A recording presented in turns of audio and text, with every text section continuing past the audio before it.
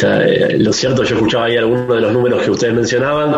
Hay que matizar algunos datos, ¿no? Mencionaban la proyección de las consultoras privadas en materia de inflación, que para este año lo posicionan cerca del 40%. Bueno, hay que decir que son las consultoras que han errado sistemáticamente los últimos años, pero groseramente, no una cuestión por un par de puntitos.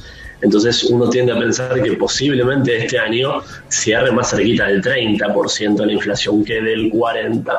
Entonces la meta del año que viene del 28% aproximadamente de inflación es básicamente mantenerla, no es básicamente bajar dos puntitos. La última vez de corrección, me acuerdo, la última corrección que hubo de inflación no me trae buenos recuerdos. Me trae esa conferencia de prensa de los 4 jinetes del apocalipsis, ¿se acuerdan? ¿Te acordás? Sturzenegger, Lucas Diach, toda esa gran gente tuitero, diciendo, Lucas Diach. Y era la discusión del último presupuesto. Le erró un poquito, Lucas. Sí, acá nos dicen que sigue gobernando Twitter, pero bueno, sí sigamos. Es que lo que ocurría en ese momento es que para digitar la política pública, esa administración se regía mucho por lo que le decían las consultoras. Y claro, era como que entrabas en una espiral, en un laberinto, ¿no? Porque las consultoras te decían lo que querías escuchar. Las consultoras decían que iba a ser bajísima en los años previos.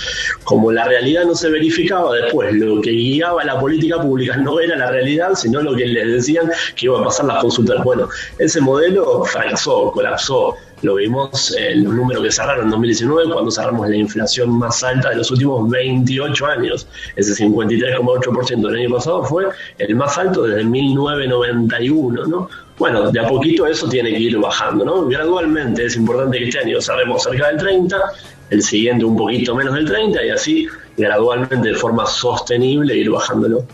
O sea, ¿se va a poder lidiar con la inflación? Yo creo igual el gran desafío del 2021 es que esa inflación sea acompañada de salarios y de ingresos que la empiecen a superar, ¿no? Este año lamentablemente va a ser un año de caída del poder adquisitivo de los ingresos, de los salarios, de los saberes en algunos casos, y eso hay que recomponerlo, ¿no? Porque ya arrastran 3 años de caída del poder adquisitivo. Bueno, a tono con un crecimiento de la economía, en función de los números que ustedes también mencionaban, un repunte muy importante de casi 6 puntos del producto, es mucho. Bueno, uno tiende a pensar que los salarios pueden empezar gradualmente a recomponer, siempre de forma paulatina, para que nada se... Sí, te noto optimista como Guzmán, me parece, pero digo, considerando esto que planteás y los números que venía compartiendo Federico en el desglose del presupuesto, digo, da la sensación que los lineamientos vienen positivos para poder dar esta batalla, entre comillas, contra la inflación, ¿no? Que viene desde hace muchos años.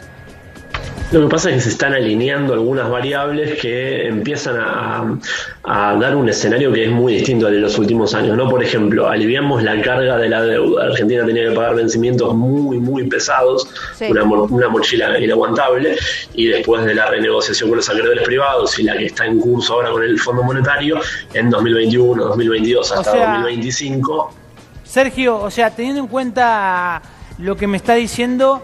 la lapicera con punta fina de Guzmán quizás tenga poquitas correcciones, más allá de lo que se discuta en el Congreso, ¿no?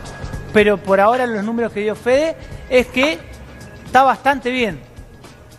Estos son parámetros igualmente, ¿no? Son lo que llamamos parámetros macroeconómicos, que son lo que dan una previsión de cómo va a ir la economía. Después, lo importante del presupuesto son los números más finitos de cómo se va a disponer el gasto público y los ingresos. En ese sentido, me parece muy importante destacar que lo que trascendió es que va a haber un incremento muy importante de los desembolsos para infraestructura, lo que se llama gasto de capital. Seguramente va a ser el gasto de capital más importante de los últimos años. ¿Y eso qué es? Eso es infraestructura, es obra pública, es construcción. Eso te quería preguntar, Sergio. El presupuesto tiene, bueno, una de las partes más importantes es lo destinado a obra pública. ¿Te parece que ahí va a estar la clave en este proyecto? Sí, definitivamente va a ser el factor movilizador por parte del Estado. Después obviamente van a tener que empujar también los privados, ¿no? Pero el Estado va a poner su chispa para encender la maquinaria de la economía a partir del gasto de infraestructura. se está pensando, ha trascendido más de 2 puntos del PBI, es muchísima plata, en pesos de hoy serían algo así como 600.000 millones de pesos, y bueno, obviamente la construcción sabemos lo que genera, no solamente acá en la ciudad de Buenos Aires, en la provincia, en todo el país, dinamiza, genera puestos de trabajo, genera cadenas de proveedores, y eso es realmente muy importante como esa chispa inicial que después se termina propagando para muchas otras actividades vinculadas. Sí, y Sergio, el refortalecimiento de la economía social, en lo que se viene, ¿no? En la Argentina de ahora y lo que va a ser la pospandemia, que bien, si bien hoy hablábamos con Silvina Batakis, todavía no sabemos, ¿no?, cuándo es la pospandemia, pero ¿el rol de la economía social va a ser preponderante de alguna manera? Bueno, en primer lugar hay que decir que esta eliminación de los programas IFE y ATP están supeditados a que también se levanten las condiciones de emergencia sanitaria, ¿no?, en términos de la pandemia. Ya lo aclaró el ministro, en caso de que esas condiciones cambien negativamente, o sea, sigamos teniendo efectos negativos de la pandemia, seguramente los programas van a seguir. Pero bueno, obviamente si la pandemia alivia, es posible que eso se transforme en algo mucho más focalizado, ¿no? Hoy tenemos principalmente un problema muy importante en los adultos jóvenes y las adultas jóvenes que, sí, bueno, les cuesta esa primera inserción en el mercado laboral, ese primer impulso, y la mayoría de la pobreza hoy en día se explica por jóvenes. Entonces me parece que se puede focalizar algo ahí, que tal vez no es tan pesado en términos presupuestarios, porque no vas a cubrir a 9 millones de personas, pero focalizar sobre un segmento que le cuesta mucho la inserción en el mercado formal laboral. Me parece que hay que reconvertirlo por ese lado. Sergio, teniendo en cuenta lo que viene, teniendo en cuenta la discusión de que no es discusión de la coparticipación dura y llana, sino simplemente de una reasignación que hizo el gobierno nacional, ¿crees que para el año que viene o de acá en adelante algunas provincias se plantarán en una discusión más seria sobre la coparticipación? Bueno, a ver, primero es una asignatura pendiente desde 1994, cuando se reformó la Constitución, y por la misma génesis de lo que requiere en términos parlamentarios, requiere la unanimidad de todas las provincias, es muy difícil pensar que se pueden generar los consensos como para hacer una modificación de no, a ver, el que puso ese ítem fue un genio del mal, porque sabe que nunca se iba a lograr la unanimidad, porque nadie quiere perder nada. Vos por ahí decís, levanto la mano y digo, yo voy, vamos por el debate pensando que vas a ganar algo, y de repente en la volteada terminas perdiendo. Sí, yo creo que descartado ese escenario, sobre todo en un año que va a ser electoral, poder lograr los consensos suficientes como para semejante modificación. Me parece que a lo que van a apuntar las provincias es a las dos otras grandes fuentes de recursos que tienen, que son muy significativas. Una, si se recompone la actividad, lógicamente los ingresos propios, los ingresos recaudatorios propios, vinculados en la mayoría de las provincias a los ingresos brutos, también se van a robustecer. Y por otro lado, las transferencias de nación con los coeficientes de coparticipación actuales, pero transferencias al fin vinculados a los grandes impuestos nacionales, IVA y ganancias. Si la economía se mueve más, si más argentinas y argentinos se incorporan al mercado laboral y empiezan a tributar ganancias, eso redunda en mayores ingresos también para las provincias, ¿no? Entonces es un círculo virtuoso, ¿no? Si la economía vuelve a reverdecer, eso va a decantar positivamente no solamente para la población, sino también para las arcas públicas y también las arcas provinciales.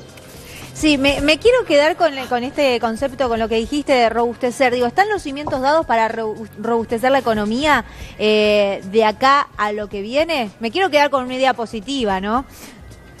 No, es que hoy tenés un primer fundamento que es esencial, que es que te aliviaste esa espada de Damocles que tenías ahí muy cerca del cuello de la deuda, ¿no? Eso es fundamental. Y después gradualmente, de a un desafío por vez, vas recomponiendo algunos fundamentos de la macroeconomía. ¿Qué es lo que pasa, por ejemplo, con el dólar? El dólar del año pasado estaba totalmente descontrolado, en 2018 lo mismo. Bueno, hoy en día tenés un dólar oficial, que es el cual se cursa la mayoría de las operaciones, que está yendo en una dinámica totalmente estable. Y después los dólares alternativos, que de a poquito también se empiezan a estabilizar, al menos no se disparan.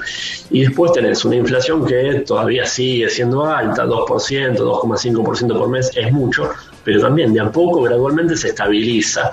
Quedan asignaturas pendientes, lo que dijimos en materia de salarios, lo que dijimos en materia de empleo, pero de a uno por vez los desafíos de la macroeconomía con con estos fundamentos que hoy en Claro. día son más previsibles, son más estables, los podés ir recomponiendo.